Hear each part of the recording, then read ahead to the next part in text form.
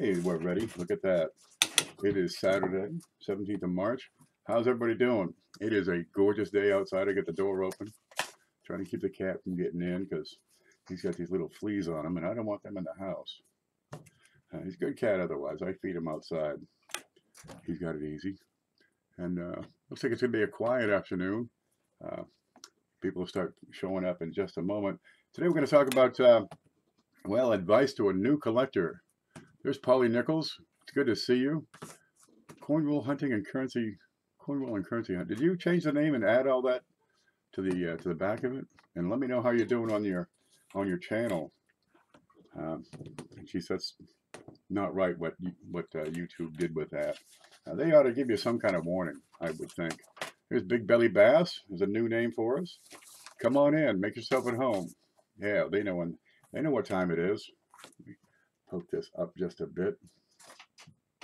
Yeah, that's gonna work. We got Corey Fire Cajun Ardoin. Outstanding. We'll give it a few minutes. People will start to filter in. Yeah. Had a fellow send me emails. So I'm interested in coin collecting.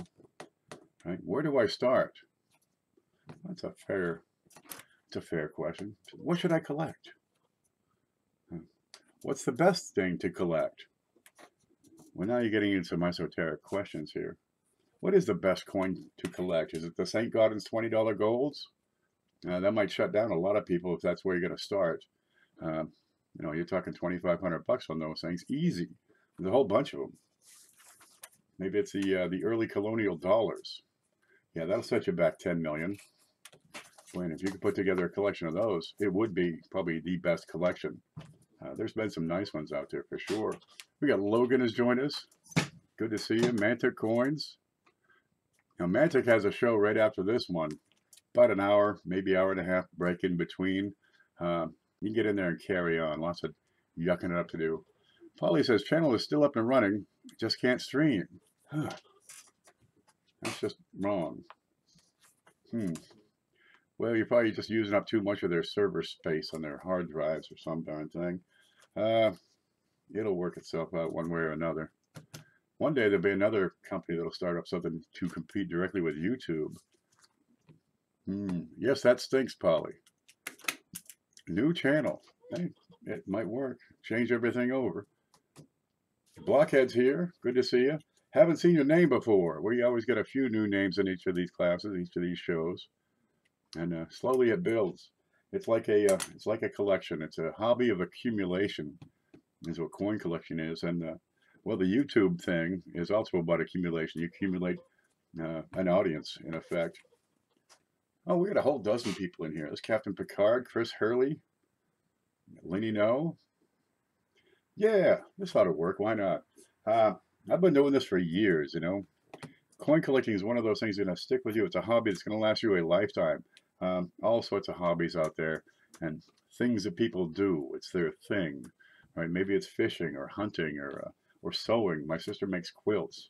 Maybe you like to collect stamps. Maybe you like to cook really neat stuff. I've been known to do some cooking. There's Caruza. That's Greg Smith. Good to see. Yeah, hi all. Greg Smith here. There he says it. I've been talking to a guy named Frank on YouTube. He's trying to figure it out too. Yeah. Well, I hope there's some decent conclusion of that. If they're going to shut down your channel, they really ought to, let you know what's going on first. We're partners here. Oh, I might need to shut that door. The wind is picking up. Boy, it's a nice day out. I've been waiting for the warm weather to come. Need to air this place out because, man, it gets dusty with the door shut all the time. Oh, yeah, be sure to hit the like button. The more people that hit the like, the more YouTube promotes this program to other people. They type in coins or something in the little search box, and this will move it up higher on the list. So it's good to, if you like what you see, share it. Tell people, hit that button, hit the bell. That'll help you get notifications. I try to put these up, start the little timer 3 to 4 hours early. Got sidetracked today with a tree because I'm still working on that old tree out back, trying to get that out of the field. Got a bit of info on PayPal. They have a new algorithm, finding those using friends and family too often. Yeah, I posted this image. This is sent to me by a friend of mine. People that are taking friends and family for payments for stuff that they're selling. PayPal's catching up with them, and they're killing their account. Just no more for you. No more soup. That's it. They're quite serious. All these companies are quite serious, and there's all sorts of people who will try to take advantage of the system and use it to their advantage one way or the other. And they'll catch up with you. And when they do, well, that's the end. So you got to start over or find a different way or change your methods. It sucks, but well, this is what we have to work with. We do have a litigious society, and if you're going to screw somebody, they're going to stick it right back up you. Just toe the line, do things as you're supposed to be doing. If you're selling something, well, take payment by goods and services.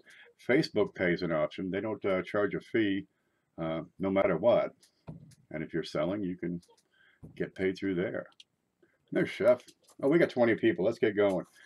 Yeah, clear that frog out of there. Okay, coin collecting. We all got the bug, right?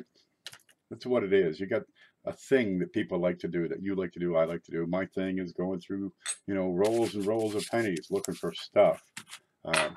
I collect coins. I build collections and sets of pennies or nickels or dimes or quarters or whatever. I'm always looking for a better one, right? I've got a decent 1979 memorial set. I want a better one. And so I'll go and look at just 1979s and pick out the very best. No matter what your collection is, it's always it's always in stasis. It's always moving through. It's in constant flux. It's not stasis. You can't be stasis and flux. That's the wrong word. It's a constant state of being improved, whatever it is. You're always looking for something older, something more valuable, something in better condition. Miss Valerie writes to me, says, I'm interested in coin collecting. Where do I start? Well, wherever you are, that's pretty much the place to start. You don't have to start with, an awesome collection. Most people start with pocket change. Where do I have my pocket change? Here you go, just a bunch of loose coins. Doesn't matter what. Every coin has a date, a little picture on the front, be it a nickel or a dime. You can collect one of everything, right? Get a dime with Roosevelt on it. Get a nickel with Jefferson. Get a nickel with a buffalo on the back. Here you go. That's what they made before the Jeffersons. Get one of every nickel. What you're doing there is a type collection, and it's a great way to go because you get a fine diversity. There's age, there's rarity involved, just in a type set. But if you're looking for a series set, you're looking at collecting one of every date, right? This is what is that one? 1940, and it's from Denver. It was just sitting here on the desk. I don't know anything about it. Where's the? There's one. Get a card. Let's put that on the scope real quick. Scope, huh? One moment, please. We're having tough. I didn't check this out. I had to delete everything. Let's try this again. Nope. Let's deactivate it. Nope. Let's reactivate it. Oh, I see. I just used a printer not too long ago, and I didn't plug in the darn camera. Let's see what that does for us. Lenovo, deactivate, and activate. Hit OK. There we go. There, it's easy. Okay, here you go. Here's a 1940, right? D sitting on the desk. Actually, it was in my change bucket. I just reached over and grabbed it. You get a little mint mark here in the back. D means it was made in Denver. Alrighty, this one's got some issues to it. It's kind of scratched up, but no matter. It's a 1940D. If you don't have a 1940, there you go. You can go through rolls. Right? They call it coin roll hunting. You go to the bank, you say, I'd like $10 worth of pennies, please. And sometimes they give you a hard time, but it's $10 worth of pennies. You can get them pocket change. People have change jars all over their house. You don't have to, buy a whole pile of change. You can just, let me look at your change jar. Maybe your parents have one, your cousins, your brother, your neighbor, grandmothers have the best because they get change from like 80 years ago in there. They don't spend that stuff unless you have the grandmother who, stands at the line at the supermarket and picks out the 3 pennies from her purse. And it takes 30 minutes. What, you can't write a check? Swipe your card. Okay, they're still back at counting change. If you don't have access to a coin shop, because of the past 20 years, a lot of coin shops have closed down, and it's more internet marketing nowadays. So getting access to coins locally can be a trick. There's shows, there's events, there's clubs. You can always get involved in that. But the easiest way to look through change is to go get a whole bunch of change at the bank, rolls of them, and go through. You open up, and we're not going to open these up right now. Actually, I've already searched these pretty tremendously. It's in my bucket here. Coin roll hunting is what it is, and you can put together a fantastic set. Now, Quinn, over Quinn's Coins, he's a channel. You'll find him in the video directory below. He picked up a Dansko album. It's one of these babies, right? You got little slots for each date. Real pretty. Let's see if I can put it under there. Let's get a good page. Okay, that's going to be good enough. There you go. You get a slot for each date. In the memorial sense, let's face it, they're cheap as dirt, right? You can go through and pick out a 1969, 1964D, maybe a 64. You'll just going through, $50 or $100 worth of change. You can probably put together a nearly complete set of memorial cents, and you're talking what, $2 maybe for the total value as far as face value of those coins. Well, it's a good start, right? Then you do it again, and you pick out the best from that batch, and you replace, I got a better 1969, right? Or I've got a better 1968D, because this one has a bit of a spot. So you can improve that collection, and it won't take long at all, and you can have an outstanding collection of memorial cents, or Jefferson nickels, or Roosevelt dimes, whatever you like. I think the state quarters are really nice. There's a great place to start. You've got 50 different states. I got a few right here, if I can keep them in. There you go. They're in a pocket pages, and pocket pages are pretty handy. I think they're more handy than the Danskos, because first off, they're a whole lot cheaper. These are $40. God, I'm trying to get some. The pages will cost you, 3 for $1 or so. And you put that coin in a holder. There you go. This is a 2001. It's Philadelphia. It's a Kentucky quarter. Little slip of paper. You can write down all your notes on what that is. And you got a fantastic assortment of designs here. 50 states. Every state has a different design. And you got 2 mint marks, Philadelphia and Denver. Now, if you want to, you can get into the proofs and the silvers. And then, well, you got to have extra spaces in your page. But if you just do the quarters, the circulated grade quarters, yeah, every week you pick up a couple of rolls, right? You pick a couple of them out, you take them back to a different bank, and do it again the next week. And before too long, you can probably assemble the bulk of these. Now, some are a little tougher to find. The 2009s are a little tricky to find, American Samoa or Puerto Rico. But they're out there. You can find them. You get into the America the Beautiful quarters after the states. And again, you've got, 50 different designs, 2 mint marks, and you get one of everything. And before you know it, you can assemble a fantastic set. Now these, I've shown you this before. You can just put the pages all together in a binder and put them in any order you like. If you got all the Philadelphias over here and then all the Denvers up there, that's just fine. Doesn't matter. But geez, there's plenty of them to do. And well, if you can fill them all, find them all, you can put together a pretty darn nice collection. And this is what I would call an entry-level collection. Now you're building it out of circulated coins. Let me tuck that and get that out of the way for now. And that's all well and good, but at some point you're going to say, geez, I'd like to have, a more complete collection. And you get into the level of proof coins, for example. Let's see. That's not it. There we go. We had this in the show last night. Now, the proofs are specially made by the U.S. Mint for collectors. Right? These aren't the regular business strikes that you see. Oh, let's see if I got a regular. I've got one right here. Let me pull out a regular business strike and show you the difference.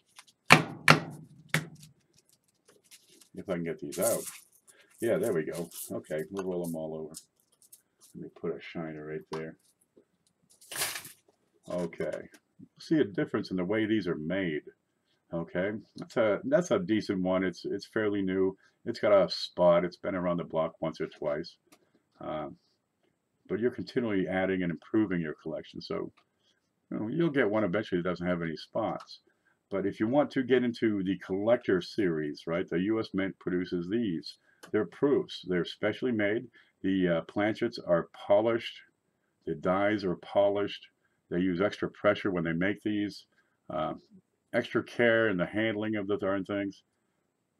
And the focus is a little not quite sharp. There, that's what we're talking about. And you have these brilliant mirror finishes across these coins. Just beautiful. This one's got a little spot on it, but that's not going to hurt anything. Okay. There are cameos where you have a, let me see if I can get this over here. Once, when the dies are new, you have this effect called a cameo, where you have the devices are almost frosted, right? But you still have these deep mirror fields. And there are more as well. This one's got a few spots. It's actually kind of screwed up over here. But you're getting into a different look, a different feel, and your collection is expanding. And even these, this one has a few, toning marks and spots and blemishes. Look at the back here.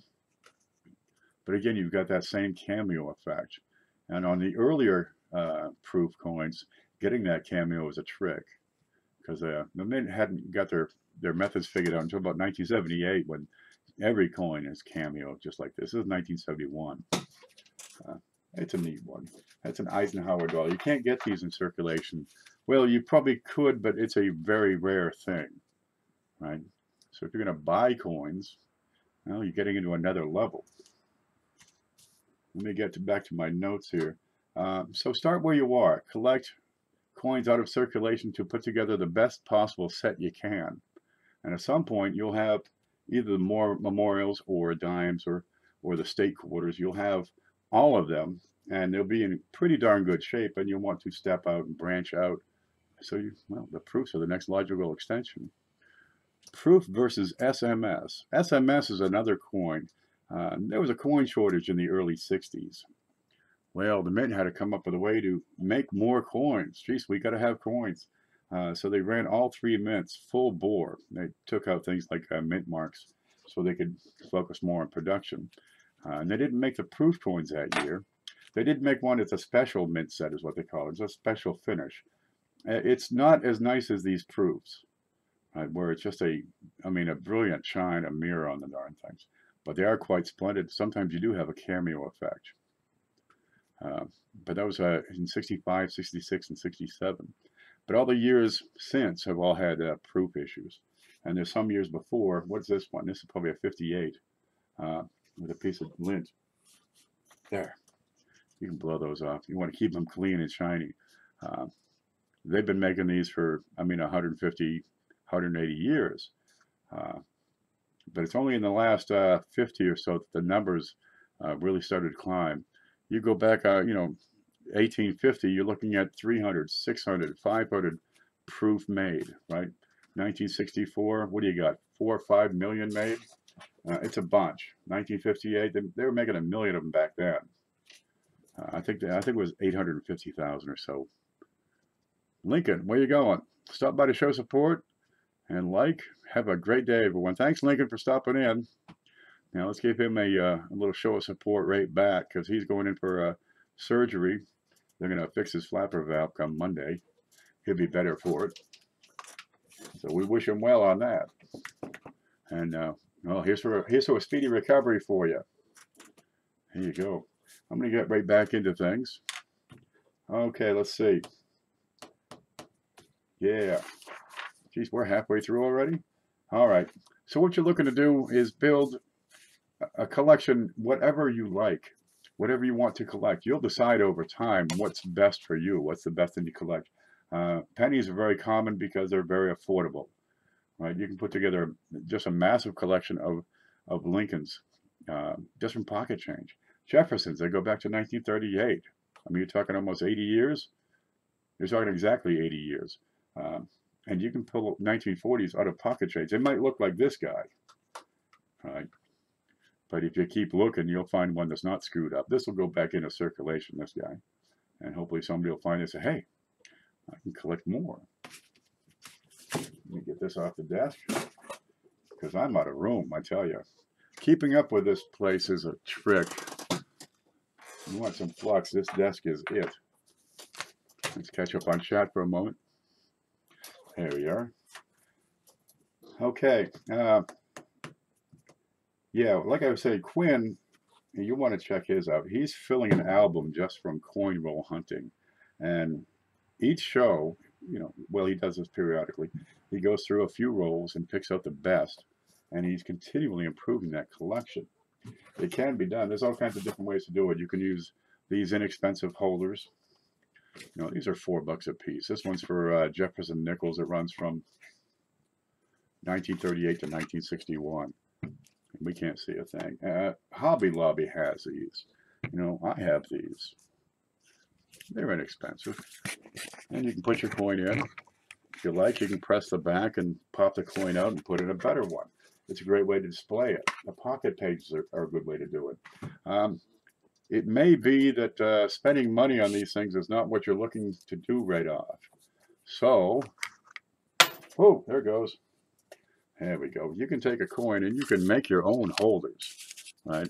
Now, I did a video, what, 2 weeks ago, where we made a little holder. And we're going to go to the screen. Where is it? Here you go. This is my blog over here, the 1 Million Pennies Project. Let me see if you can see what I'm seeing. Yes, that's working just fine. And you go down a couple of articles, and you have make your own coin holder. And it's a step-by-step process. I'm taking a piece of paper, and I had another piece of cardboard here. There we are. How to measure it, how to cut it, and how it works. There's your measurements. Very simple. You can take a piece of cardboard and cut out a template and make them, and there's a video that goes along with it. And if you like, you can make a box. So I'm going to go back to the home. Let's see if I can find my way home. There's home. Okay, so you can make a little cutout and then you trace around it, and you can fold one of these so it'll hold a whatever coin you like. You can just get any box will work. You don't have to have a special coin box, and it makes it easy to store the coins, sort them, keep them organized. All right? Or you can spend $40 on one of those. Everybody has a different level of where they're at. Maybe spending $40 on a coin album is not in your interest right now. That's understandable. Back when I was 18, spending 25 cents on a box of macaroni and cheese was a hardship sometimes. Boy, we found some potatoes. We were happy as could be. Been finding impaired proofs and impaired mint sets. Been storing coins in coin boxes from the bank. There you go. You get a bunch of coins. You'll get, when you go to the bank, let's see if I can make this work. Oh, yeah, those aren't heavy. All right, you get $25 in pennies, comes in a box. Well, geez, how handy is that? Now you got coin paraphernalia. Like I say, it's all about accumulation. There you go. You got the cardboard box. These are tubes that I store coins in. There you go. All kinds of good stuff. What are these? These are all, brand new 1959s. Because you may come to a point that you can't find a better one. Let me just pop one of these out. Where's a card? I should have a card here. I'll use this. There we go. And flip that baby over. And there's a 1959. And that's as shiny and brand new as they come. Let's look at them right up close. There you go. Here's what we call mint state. It has the original luster, original shine. There are coins out there that have been preserved. 1959, and it's as if it was made yesterday. Kind of pretty. We can look at the back of that. Again, you can see the glare and shine off of this thing. This one has a few spots. But don't let that stop you. You can always get a better one, right? There you go. There are brilliant uncirculated rolls. So you can, well, put together the best set. You go through that whole roll and you pick out the best. And there's one in there that doesn't have a spot on it like this one does. But you can always, almost always, get one step better in the coin. Oh, let me set this off my lap because it's darn heavy. Oh yeah. But boxes are easy to come by. Where's that little one I got? I got a little one here somewhere. There you go. There's a little box. It's that was from a tape dispenser. It works. Right? I can make those little holders. Keep them neat and tidy in a little box. Nothing to it. So how you store your collection, I've put up videos on how to store coins. That's not a problem at all. Where is, oh, that is home. Oh, good. Here we go. Put some stuff back in there. Where's that thing? This came from Phoenix. These are my props. I just throw them on. Where's Clash? Can't leave Clash out. There. Okay, but you get into storage, the boxes, the holders, the folders, the albums, the tubes. Where's the tubes? There you go.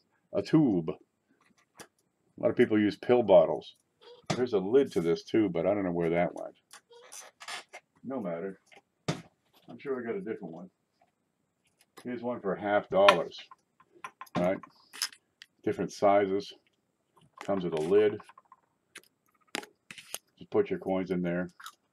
Screw in the lid, and they hold up just fine. These run, 25 to 50 cents, depending on the style. There are square ones. There's round ones. They're pretty handy for keeping your coins contained. But I mean, if you had to, a piece of Ziploc bag will work just as good as anything else. Now, you accumulate these coins, right? You're going through, these are all, what are these? These are all 2010s. All right, so I'll be going through there to pick out, some special ones, some interesting things, die varieties. Good God, Ken, your coin room is as bad as, you have no idea the mess on this desk. God, I spend Monday and Tuesdays napping and cleaning up the coin desk. And then the rest of the week I tear it apart. Usually by Saturday it's in a pretty bad state. The volume is not necessarily the way to go. I mean, you can get, how many wheat cents does everybody have? Type that in. Right, I probably have 20,000 wheat pennies around this place. Is that the way to go? Is hoarding coins something you'd like to do? Hey man, if that's your thing, I'm all for it. Who's got the most wheat cents? I know people with millions of the darn things. Here we go. These are all 90s. I'll be going through those, looking for doubled ears, right? The 98, 99 whams. Look for, reverse die errors, die varieties. Geez, at some point you get sacks and sacks and sacks and stacks with sacks and racks with stacks because they build. You can gather. Getting coins is not a problem. Count them all. I'm not even going to try. Sacks and sacks and sacks, and boxes with sacks. It goes on and on. Do you go with quantity or do we go with quality? Do whatever you like. I strongly suggest once you get to a certain point and you have a lot of wheats or a lot of these state quarters, go for the best. Go for quantity or quality. Where you have something that just glows in the dark. It's so freaking beautiful. There's a proof, what is it, Jefferson nickel. This one in particular is a proof 68. Pretty high grade. It has the tiniest of blemishes. But you can put together a fantastic set. And let me find a blocker for that light. That's about the best you can get. But here you got black and white. If I can show that. I'm not hitting the light right on there. Oh, no matter. They got coins in slabs. At some point, you'll take that step into purchasing coins. And then it starts to get kind of interesting. Where'd my specimens go? I had them. They went. There's one. Is that the other one? Oh no, it's in the box. Gosh, my props. Where do they go?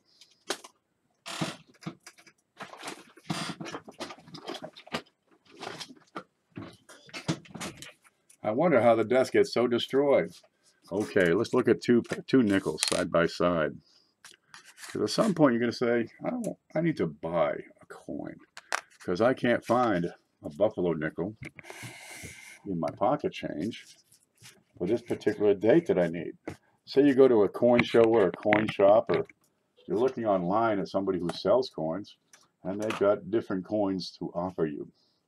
And we're not going to see enough on this, so let's get those under the close-up.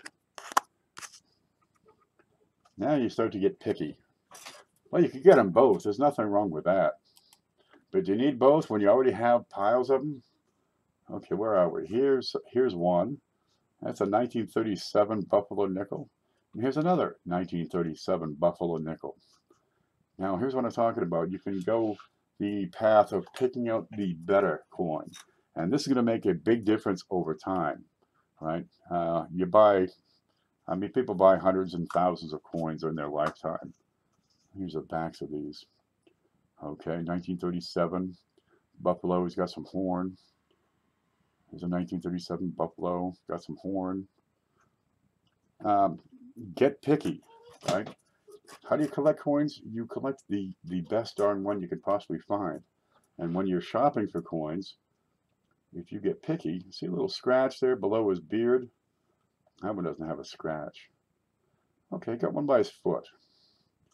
How about this one? You get a little, there's another blemish I was seeing. Where'd that go? Okay, it's got a little blemish below the feather. That's what we're talking about. That little line over here.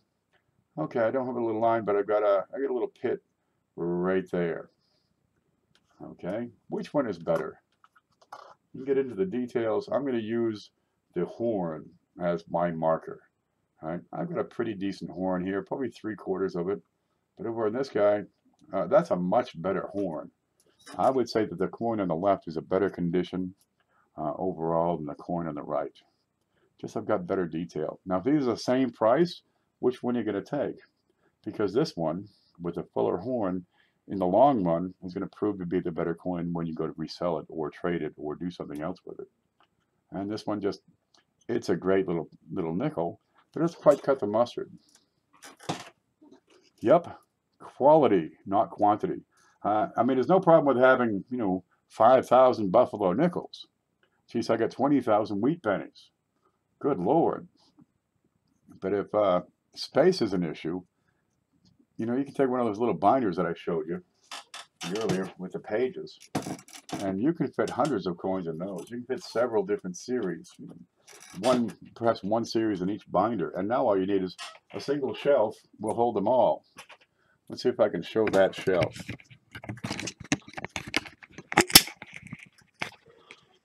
Because this place is a mess. Let's go to home. Okay, there you go. There's a bunch of albums and holders and folders. Here you've got, oh God, this is what I'm talking about, right? There's a holder, a folder. What are these? These are books. But in a space such as this, you can fit a great number of albums and folders, right? Those binders fit on a shelf. And it doesn't take a whole lot of space if you go for quality rather than quantity. Quantity, I could not fit everything I have in my truck. That's a hassle. I get a flood. I got to clear this place out. What am I going to do? Okay, I put everything up on high shelves and take the best. There you go. But if you get into the quality coins, you're going to find you have a much better collection over time. And you start to get into that next level of coin collecting rather than just gathering wheat pennies from circulation, you're getting into a higher grade, right? Where you have, oh, just these gorgeous coins, right?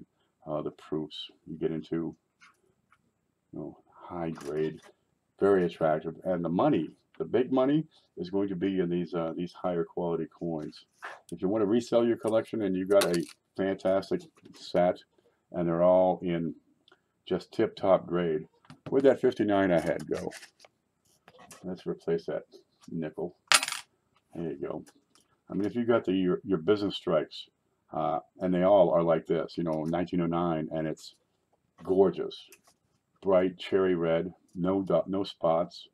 Let's find some contact marks on it. Have I got those steels here? I should have one of those steels. Those are some of the best looking pennies I've ever seen. Here we go. That's it. That's perfect. I picked up these steels. Let's move that aside. And here, you got some coins. Let's look for spots and marks, you know, little places where another coin might have struck it. And I might have one above the date. Kind of hard to see. Anything on the head, his cheek. Remember that 59? We got a few blemishes here and there. See that little bright spot right here? That's a little contact mark where something, oh, probably just dinged it, right? Coins were in a bag and it just took a little bump. Oh, let's see. Here's another one right here in the shoulder. All right, we can look at the back. You get particular in your coins. Okay, here's a spot. There's a spot right there.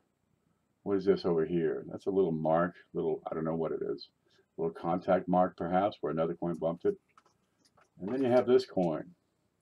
Okay, we got a little spot right there, little line. And is that it? Now you're getting into grades. I could eat something. Eat this coin because it is delicious. Let's look at the back of this. How about we have, this is neat, the way the camera works, this will look dark.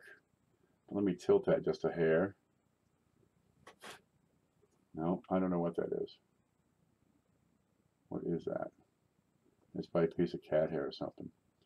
There you go. And there might be another light blemish right down the bottom, right there. But the rest of the coin is brilliant. It's as if it was just made. It is a peach. I like to describe nice coins with food lingo. This one is delicious. It's succulent. It's melt in your mouth, gorgeous. There you go. Now, let's say you get into the practice of buying coins and picking out the absolute best. All right. Okay, I've got two proof sets, 1972. All right. You got to pick out the best, but now you got several coins to choose from. Let's put this up. Go to home.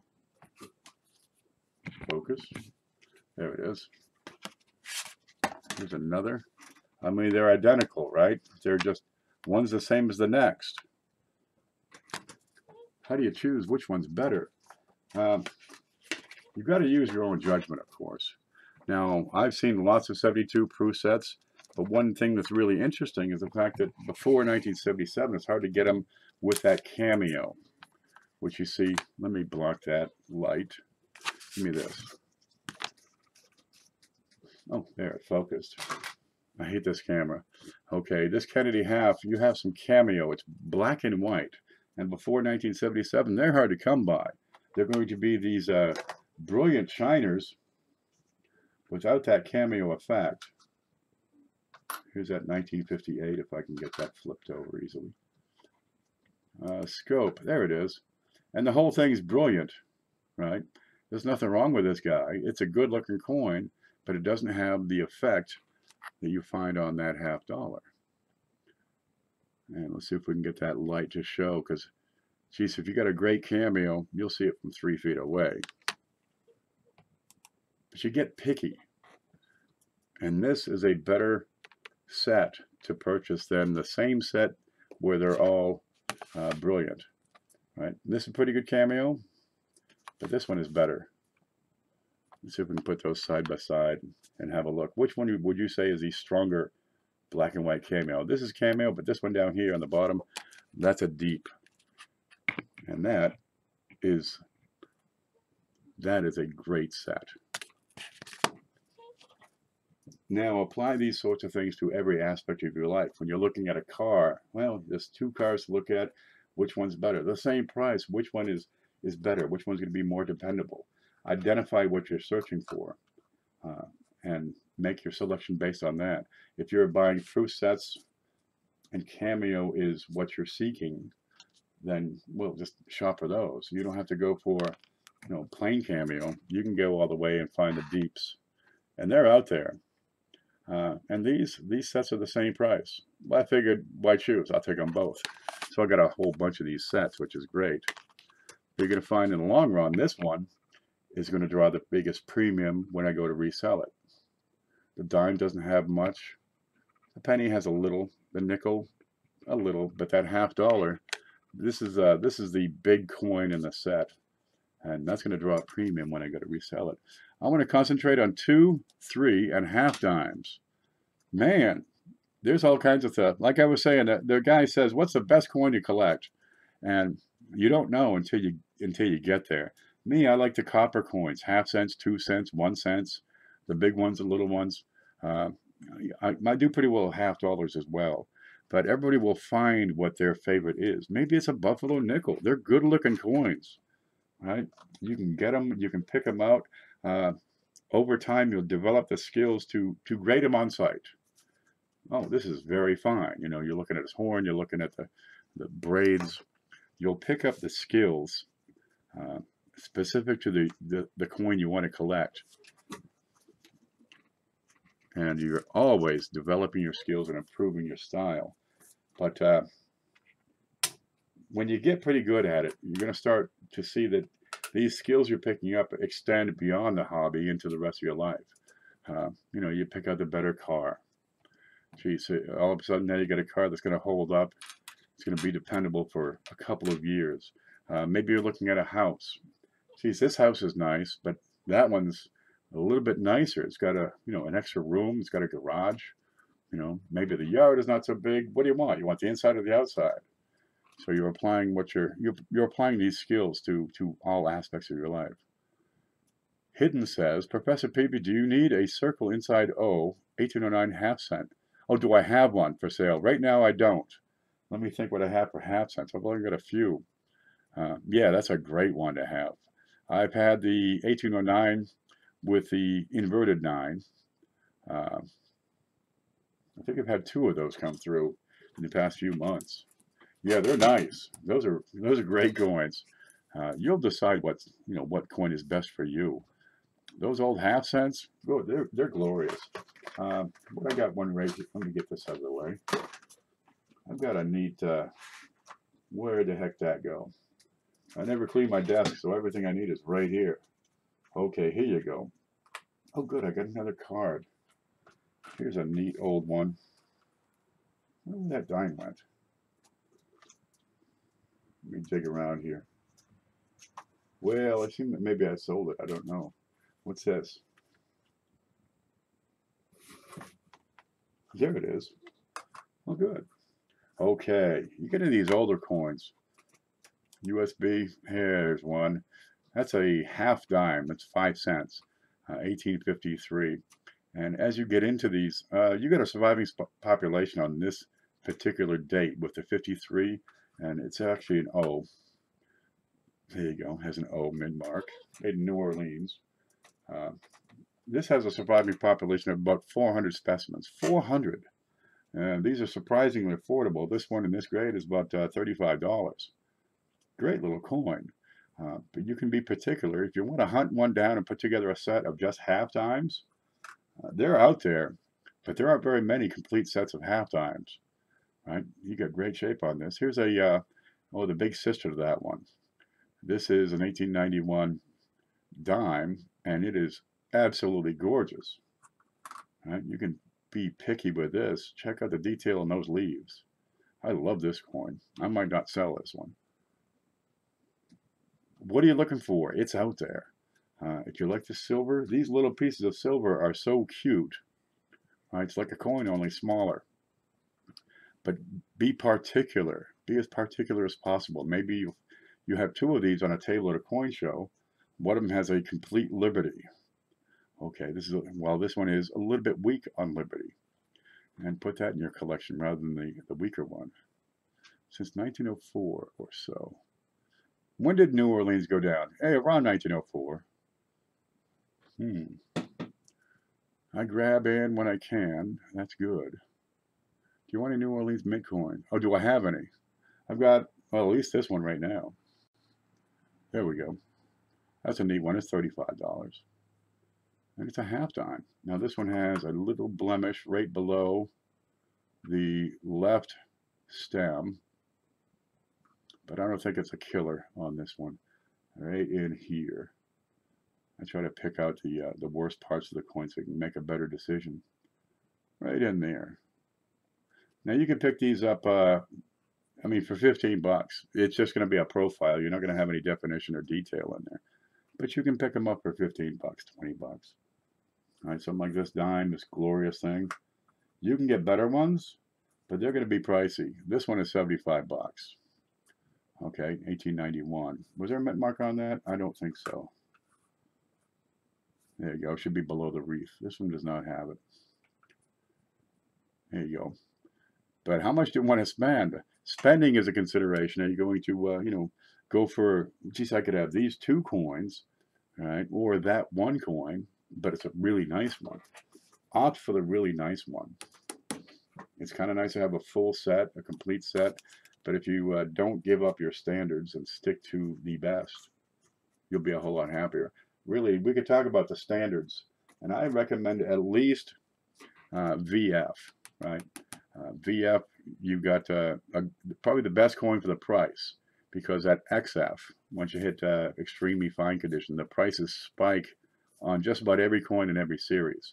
Except for, say, stuff after 1960. But VF, you can get a great coin, and it doesn't break your bank. So you can build your collection, build your set, and really just that one step of completing a set. Maybe it's Jefferson Nichols, right? In VF, you could probably do it for less than 200 bucks. There's only a few that are going to be pricey in there. And if you can build a complete collection, that's a feather in your cap. That's an achievement. Where do you find the surviving population report? Okay, go to let me load a page real quick. And this is what this is going to do. If I load a page, it's going to slow things down. So bear with me. Okay, here's PCGS. And I'll show you where I am and what I'm doing. No, we're going to go to the screen. There you go. And we can see over to about here. Is that right? Okay, good. Okay, this is PCGS.com. You go to their price guide, and it's got everything. Dollars, half cents, 2 cents, 3 cent nickels. Let's look at half dimes. And we got a Liberty seated half dime right here. Because I got one right in front of me. And this is how long it takes to load. Now this one's 1853 and it has arrows. So we'll go down here. See, there's 1853-0 with no arrows. That's not what I want. I've got arrows on mine. So I come down here to 1853-0 arrows. Click on that baby. And then wait for it. Hold on. Here we go. It's loading. Okay, they made let's say 2.2 million of these things they made. All right, there's my mintage right here, 2.2 million. And you'll find the same format on every coin they have. This 1853-0 with arrows. H10C is half dime.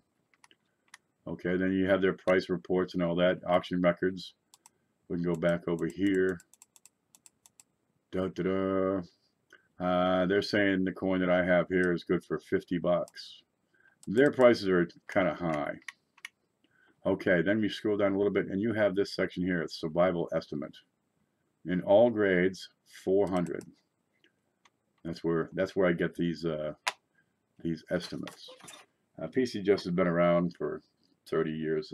They've got a lot of data at their disposal, and these survival estimates are pretty accurate. Maybe it's 460, right? Maybe it's 380. It's probably not 800. It's probably not 0. So 1859, no, 1853 O, half cent with arrows, right? Scope, which is that one. There's the O, half dime, Seated Liberty, 1853 O with arrows. There's 400 of those in the world. Thereabouts. If you want to put together a collection of half dimes, you gotta get through this one. How many people can put together a complete set of half dimes? Maybe 400. This is not one of the key dates. There are actually some dates that have far fewer. They're a little more pricey, but you can get them. Let me run back over to home here. Home. There. Now I can catch up. You're getting lag because I was loading a page. If I load a page, lost audio. Can you hear me now? How now, brown cow? Alpha Baker Charlie, come in. Oh, it's working fine over here. I can hear it just fine. There we go. That's Silver Topaz. They're out there. So set yourself some standards, right? Have a minimum grade. Get away from coins that are spotted, damaged, have pieces missing, been gouged by somebody scratching their name into it.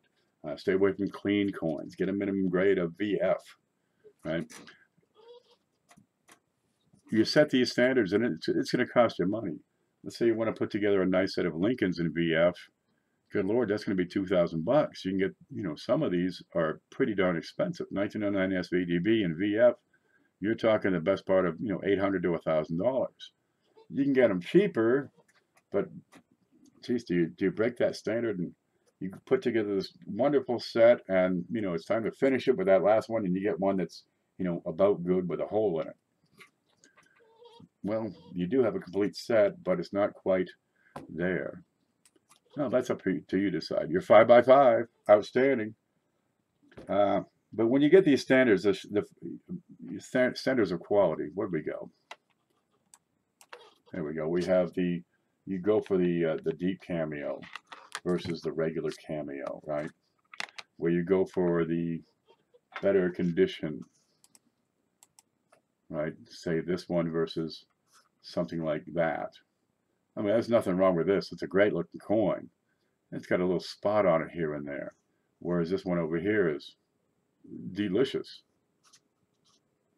And you get better than that still, but you're going to start paying, some good money for it when you start getting into the very best. Geez, what's the best coin to collect? $17.95, with a silver plug in it. Collect those. Just start there. Where do you start? Start with this guy in your pocket change, and as you go, you'll learn more and pick up, knowledge that's going to make it easier for you to pick out these great coins where you got a decent grade and a pretty darn rare coin. And geez, you can get that for $35. Yeah, I'll take that. And geez, what's your rarest coin that you have?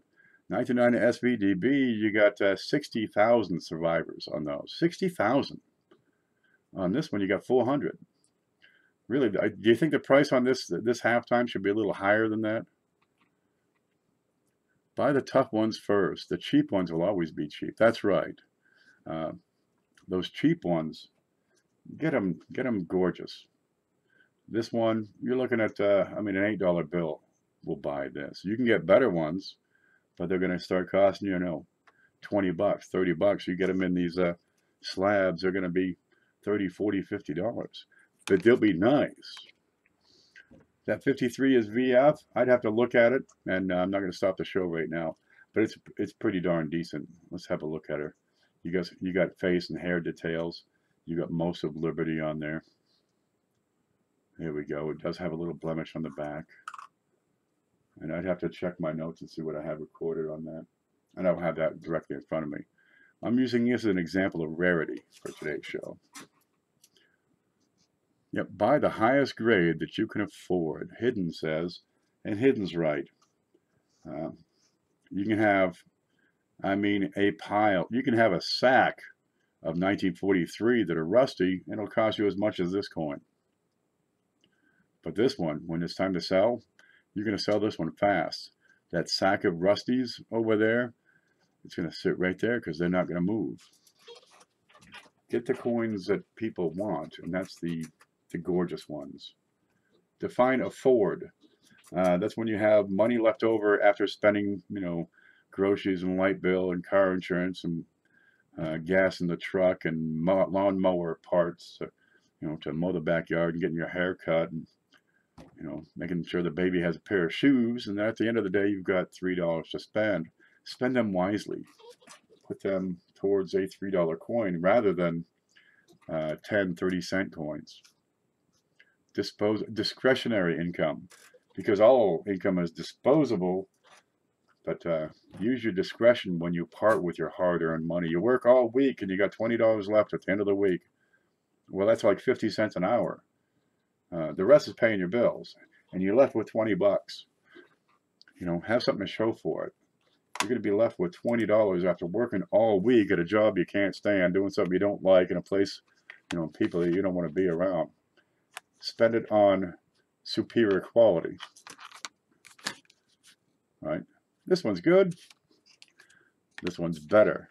Now these are the same price, right? What's a 72 mint approved set go for? It's probably like $5 bill. Right? That one coin right there is probably 10 bucks. Whereas this one coin right here is probably, $5. Spend the money on the better coins. Always works. There's a balance. You want to fill a set, you want to complete a set and get some dates you don't have, and you want to get, high quality, but sometimes, well, you get one or the other.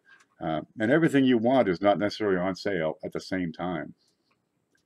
So you pick and choose what's available with what you have to work with. And that's how we build collections. Let me keep on going with my notes because we're almost done here. I've only got a little bit on the other page. Yeah, it's when you move on to be a better collector that things start to really change. You get particular, you get exacting, you get specific, you get picky, right? Like with that proof, that beautiful cameo. And you pick up those skills that are going to benefit you further down the road when you get into higher dollar coins. Because this is a collection, this hobby will stick with you for decades, right? You might get away from it for a little while. Life gets in the way, you get a new baby or something. Maybe you're going to buy a house, you get a new job, or you break your arm or something, or break your neck. Things get put on hold sometimes. But you can always jump back into this. And, well, a little bit of a refresher course, and you can get right back on that horse. Let me set that right there. That looks best up here. There we go. That looks good. But you're talking, this is a hobby that will last you 40, 50, 60, 70, 80 years. Right? You get started when you're 10 years old, you die when you're 98. That's a heck of a collection you put together after a while. In your opinion, says Fred Frog, which coin sets would you collect that is going to increase in value? High quality sets. These low-grade coins, I got these wheats down here, right? Well, I've sealed up the bag, but you got these low-grade wheats. They used to be 75 or 80 bucks for a sack of 1,000. 30 years later, those same coins, sell for 200 to 220 for a sack of 5,000. So they went from a penny and a half to 4 cents a piece. 4 cents? It's gained 3 cents in that time. And then you have things like, say, this dime. Here you go. It's upside down. You have things like this dime where 30 years ago, this was $20, and today it's $75 in that same time. The better conditions will always outpace the common grade, low grade, the common date low grade coins. This is why. Coins are an investment. I can't get that to focus well. They're an investment, and over time they will pay off. All have spots. Oh, the new pennies, yeah, they're terribly spotty. It's a rinse agent. Just the residue that sticks on those things. They're awful. Everything about the zincs is awful. They don't even buy what they used to anymore. Stay away from them things. Get those valuable coins, the old stuff, the rare stuff, the coins where there are 400 of them, right? Here we got a 1943. Yeah, it's a great coin. There's no question about it. You know, it's $7. Down the road, it'll be $10, $15. But if you get, you know, an extra 30,000 collectors into the hobby, this guy, where there are 400 surviving specimens and 30,000 people clamoring for it, that's going to bump the price. It's the way it's always been. Who is it? Bowers. Bowers wrote a book. I actually have it here somewhere. Where is that one? Let me grab that one. Great book. I have another copy in my reading room. This one is for Beth. The Expert's Guide to Collecting and Investing in Rare Coins. That's Q. David Bowers. You got some great pictures in here. Look at those, I know. You got some outstanding references. I'm going to have to go up on the camera. We'll go back to the home page. Let's stick this under here. Okay. Nope, there goes a bunch of stuff. I don't have enough room here for books. What you got here? Okay, you got a continental dollar right here. Really neat. All right, pewter in fine condition. There aren't many of these around. Back in 1956, they were $65. 1976, right around where I started to, they were $3,000. So in 20 years, you jumped, what is that, 50 times in value. In another 20 years, it grew a little bit, not a whole lot of activity in here. And another 20 years, it doubled in value and then some again. Now, if you picked that coin up years ago for $65 and you're ready to retire and that coin is worth 100 times as much, that's a pretty decent investment, right? I'd say. What do you got here? Oh, 1934 Lincoln. In just wonderful condition, this particular one. In 1956, it was 30 cents. All right. Right now, you can get a 1966 penny in this condition for 30 cents. In 20 years, it's worth 2 1/4. 20 more years, you're up to $6. 20 more years, it's $10. Nowadays, they're around $12, $15 for one of these. All right.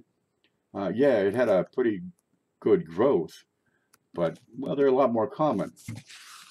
You'd have done better to spend $50 on something like that. Of course, the difference between 30 cents and $50 is a big difference for a lot of people. Geez, back in 1956, when that penny was 30 cents, that's what you had left at the end of the day, right? The other one, $56, take you 3-4 months. Gosh, maybe you should start with just those $17.95, you know, flowing hair dollars. Ken, I just picked up Pleasure and Profit, forward by David Bowers from Whitman. Outstanding. There's lots of books out there. I like to give some away at the end of every show. I've got one for today, too. Where the heck did I put that? Here we go. All right. There's informational books like this. Not many pictures, but lots of good information. Your library can have books like this. That's a big one. I'm only about like that far through it. Okay, but we're going to have this. I've got a copy of Photograde. And it's a pretty darn handy one for new collectors because it will help you grade your coins because condition is critical. Being able to judge the condition of a coin. Right? Is it extra fine? Is it only very fine? Because when you jump from very fine to extremely fine, a lot of times that's half the price down here. It'll double just going from one grade to the next. And this is a handy book. I give these out all the time. Okay, it's got some fairly good thickness. It's a good book. You'll like it. If you're new to collecting, get this.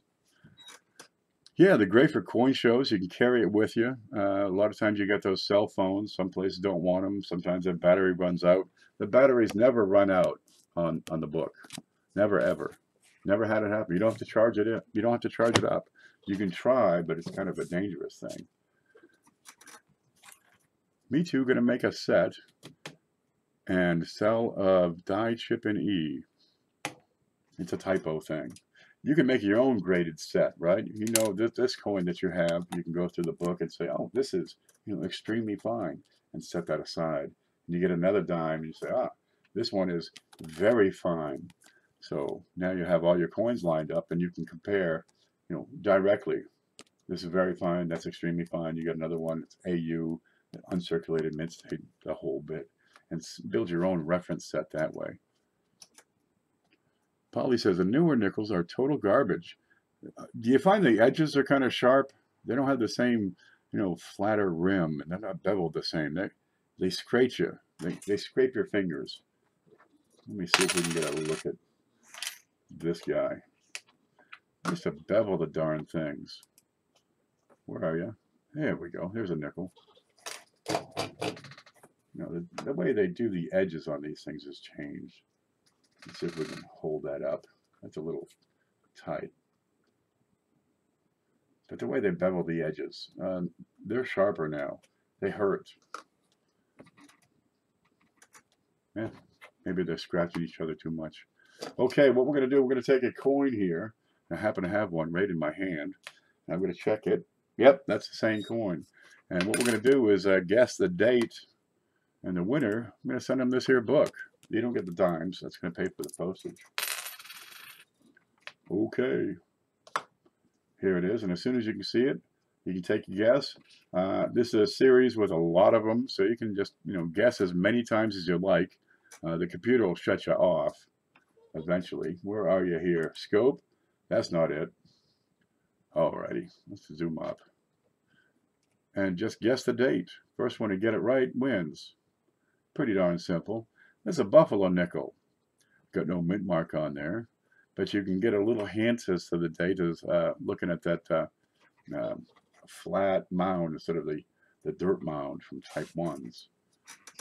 And let's see what we got. 1938, 13, 34, 29, 26, 21, 38, 35, 26. That's a long time ago, almost 2,000 years. 35, 28, 39, 29, 32, 37, 39, 35, 34, 34. 1923, says Chris Hurley. 1923. Chris, you got a book coming your way. Now, if you don't need the book, give it to somebody you know who does.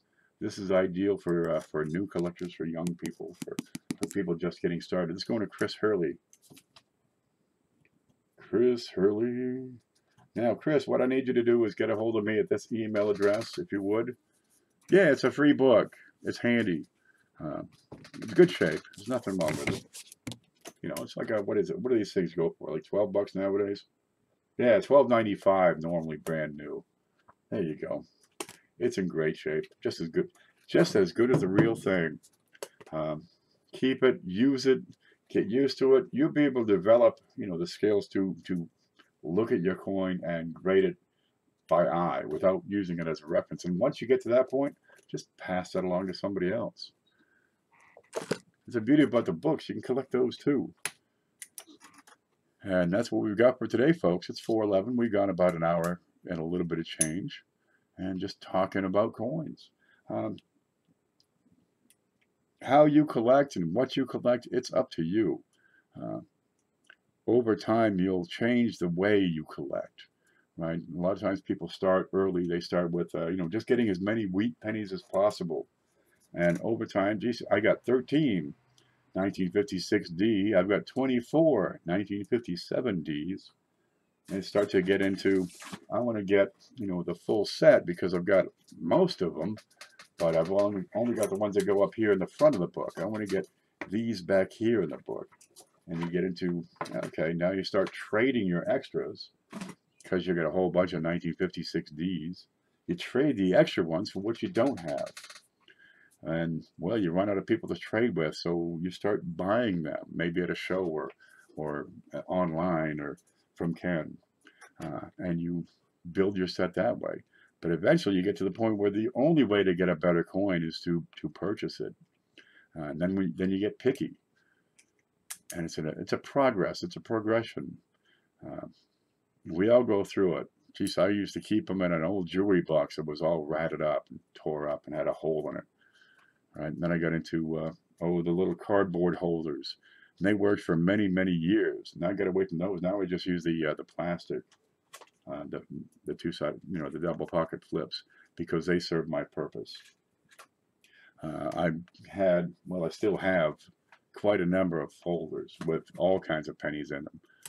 Instead of just one collection, I've got, 40 of the darn things just for Lincolns. And you work with them, you put the best ones in the best folder, and then the second best in the second best folder. And finally you get so darn many of them, you say, look, I'm just going to sell them off. And then the whole thing changes, and you got to go to individual coins you can locate quickly and easily. Paula, you got mail. It's on the way. You're late. Where have you been? Oh, stuff's coming at you. Who won? That was Chris Hurley got the book today. He guessed 1923 first. And that's what I see on my screen. That's no problem. It's a good book. We're not fighting for the big show. That's tomorrow. Every Sunday we have the big show. It's a community-supported giveaway. You send money, and, well, I put value into the big prize, and we raffle it all off. CJ won last week. You got to check out his video. He's pretty pleased with what he got, let me tell you. And if you don't want to send cash, you can always send coins. People have been sending coins, and I've got more stuff right here from someone. I'll have to check that. But let's see, I've got some rolls from Maury Veal. I've got a whole box of stuff from Bill J. We'll keep giving that away for another month probably. But it's a great way to build a collection there, Get some things that you don't have or haven't come across or haven't seen or worked with or played with before. I just came in to say hi. Didn't want the plants to die. Well, good. Yeah, she's late, she says. You were here. Also been picking up rolls. Rolls are great. There's nothing wrong with rolls. God, I got so many rolls. I roll them. I watch shows like this show. Maybe not my show. Like Manta Coins. He's coming up in about an hour. I watch his show and tell jokes and stuff. But at the same time, I'm rolling, another jar of pennies and get those back to the bank so I can get more rolls. So I can look at them and then roll them on his next show. Yeah. But if I was an old guy telling a new collector what to do and how to collect, just collect everything, man. You can't tell what's going to come down the road tomorrow. Could be anything. You'd be surprised at what shows up. You start getting the word out, hey, man, I collect coins. And people you barely know will say, I've got an old one. You can have it, And they give you something like, say, this. Here you go. You can have it. And you're looking at, huh? Now you collect Morgan dollars. What's that one? That's an 1878. Not quite as nice as the one Hoogie sent last week. But this will go in tomorrow's big show. That's a gorgeous Morgan. 1878. It's from San Francisco. That's the first year they made them. And last week was the 140th anniversary of the date of production when they started. If you were an old guy, yeah, I got a gray hair right here. My teeth are in the drawer. My back hurts. I'm grumpy. When I become a real old man, I'm going to be an awesome grouchy old man. Dude, I got it figured right out. I can rave about the government all day. There is no end to my raving, too. There's Hoogie. CJ is pretty impressed with that Morgan dollar he got from you last week. Gosh, you got to check out his channel, CJ's Coins and Crafts, or something like that. It's in the directory, CJ. It's CJ Langbacker. Langbacker? It's CJ. Check it out. But we do thank you. If you want to send coins, get a hold of me. There's my email address. And if you say, hey, man, I got a whole box of stuff I want to give to the community, I'll give you my address. We'll get the coins to here, and we'll put them in the packages. And somebody's going to be happy with the darn things, because no matter what, there's always somebody who's new, and there's always somebody who's old. And to the old guy, this old nickel, this is, nothing. Okay, it's got a scratch. It's filthy. It's dirty. It's screwed up. It's well worn out. And, I've got an MS-68. And this is nothing to me. But to somebody who's just starting out, dude, this is gold. Remember when you were 12 years old and you get your first Indian set? Whoa, that's what we do on that show for tomorrow. And boy, people sure do like it when they get that big prize. You were one cool dude, Ken. Thanks. It took a lot of work. Back in high school, I was like a total geek. You know, I did science and stuff, and I wore a bow tie and carried a briefcase, and all the gym guys beat me up. I hate them. I'm going to get back with them one day. I'll get even. I'll get even with them. Gave me a bag and nearly filled my folders. Oh, Anthony. Okay.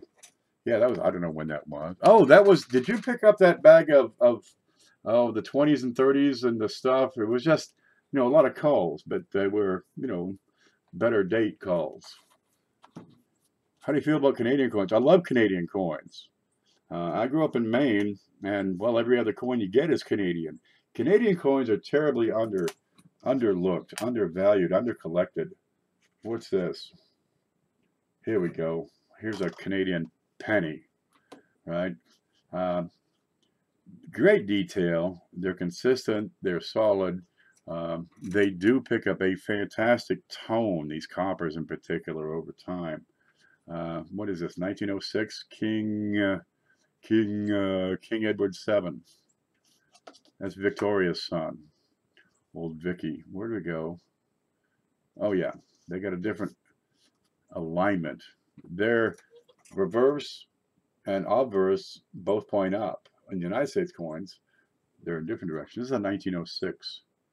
All right, a little bit woody on this one. These are wonderful coins. There is nothing wrong with these coins. This is probably a $10 coin. I don't know. I've lost my little slip of paper. But, well, the Canadians, there aren't a lot of people who collect Canadians. You've always got new collectors coming online. And if you want to get into a series, you can pick up almost a complete series for a fair price. Canadians are great. Be it pennies, nickels, dimes, quarters, halves, dollars, whatever you like.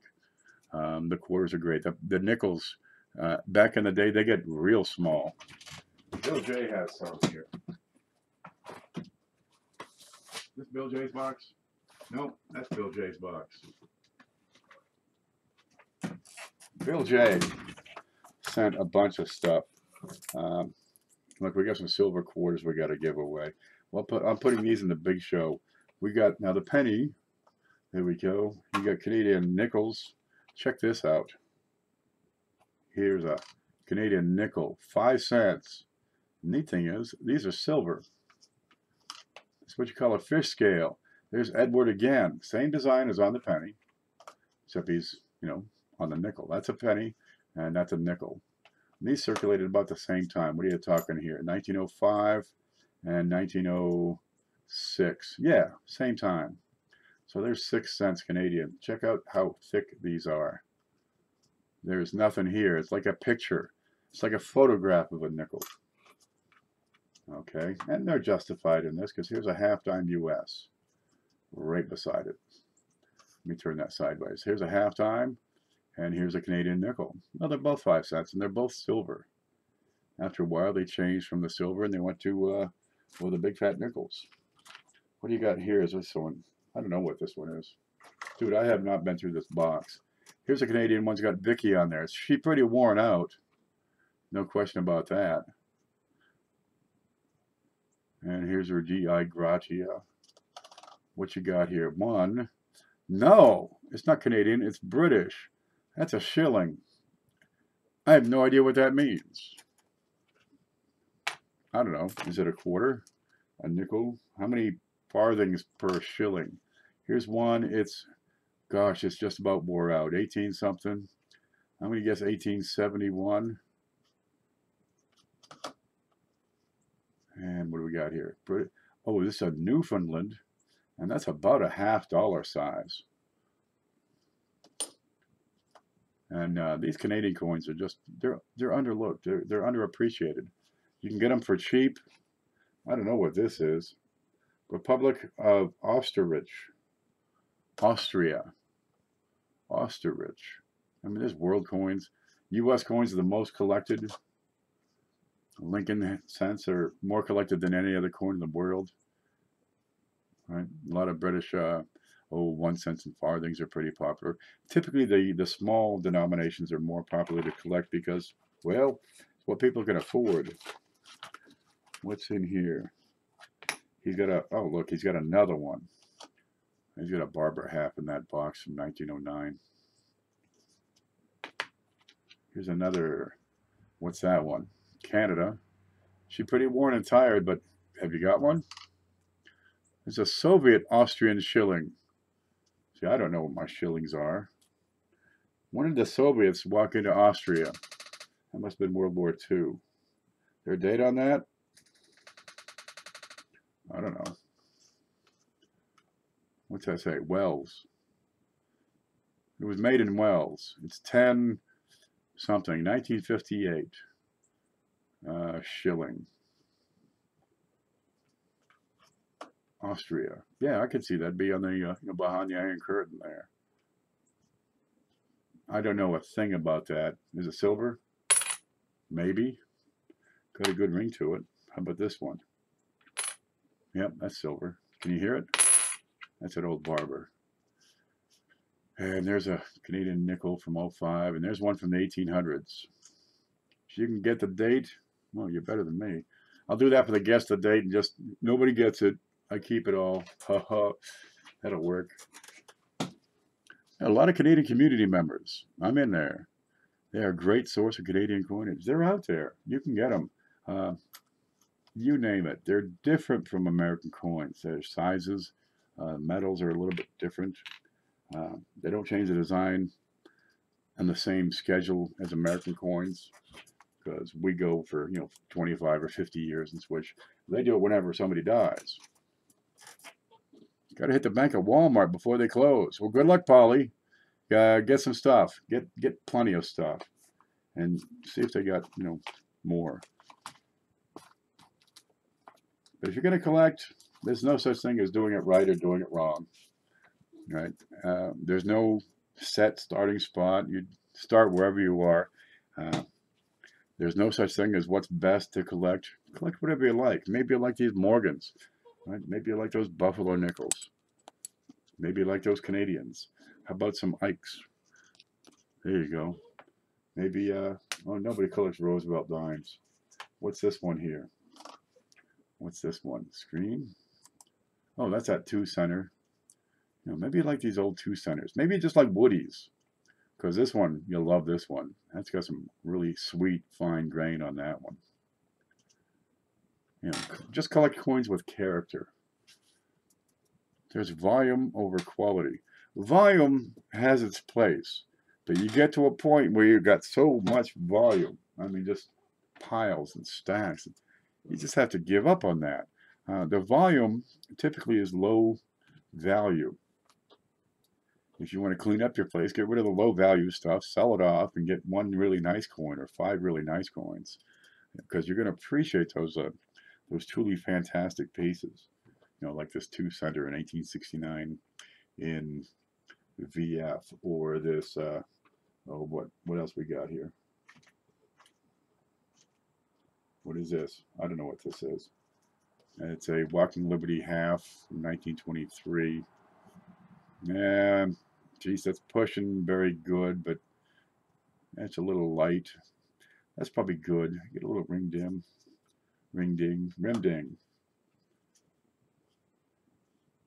Okay, that's a 1923 S. And it's probably good condition. Or you have, oh, here we go. Maybe like Kennedy $50. There's a decent proof. 1990 S. Maybe you just want S mints. Collect just S mints. It'll be a wonderful collection. But whatever you collect and however you collect and whatever direction you go, your collection is going to be unique to you. I want a 2-cent in every grade except a small motto. In every grade? Every date. The 1872s are pricey. Whether you get one of those. I've had everything but 72 and 73. I've had the 67 double die. I found that, I mean, for nothing. Somebody just listed on a buy it now on eBay. I hit it just right. Hit buy it now. He came in, I made a phone call and sold it 30 minutes later for an extra 200 bucks. Your knowledge will open doors of opportunity to you over time. It's out there. Sometimes you can make a killing, you know, it's an extra couple of bucks real quick sometimes. But you don't do that every single day. But it's, you know, kind of nice. Oh, geez, this is what this coin is. I better buy it because this guy doesn't know what he has, and he's willing to take 20 bucks for it. So, gimme. Lots of cherry picking going on. You can always find stuff. Okay, hey, all, sorry I'm late, says Dana. Dana, just getting here now?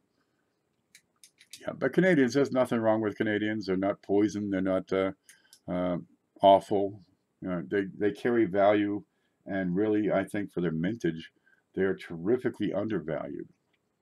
You can get coins with less than $1 million mintage for, you know, for 10 bucks, easily on many series. Right? They contain silver. Some people don't even know what Canadian coins are. They just throw them in a can. To heck with all these. They don't know, you know, that 1925 is a great date. Or you get a 1932 and it's got a little dot.